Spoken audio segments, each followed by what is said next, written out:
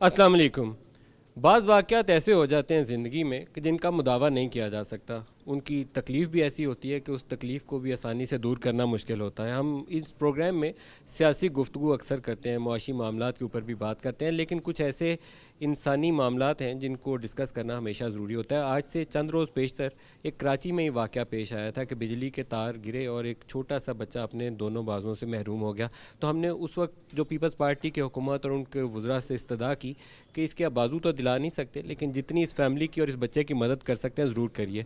और जो हमारी आखिरी इतला थी वो मुस्तफ़ा नवाज़ खोखर साहब थे, जो ह्यूमन राइट्स कमेटी को हेड करते। उन्होंने कहा कि हमने कमिटमेंट ली है उस बिजली वाले इदारे से भी और दीगर इदारों से भी कि इस बच्चे की और इस फैमिली की माली मुआवनत भी करेंगे, और जब तक ये पढ़ लिख नहीं जाता, बड़ा नहीं हो जाता, तो जो जो इसको मदद दरकार है वो ज़रूर की जाएगी।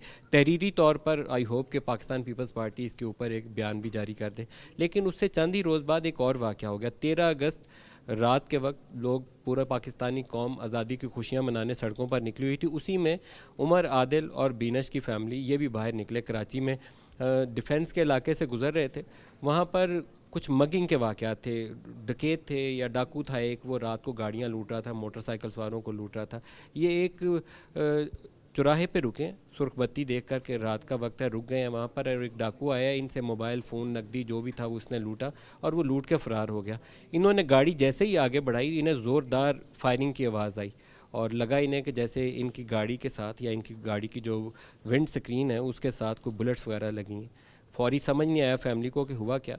मुड़ के पीछे देखा तो दो बेटियां पीछे बैठी हुई थी, उसमें से एक 10 साला अमल, वो इन्हें खून में लथपथ नज़र आई।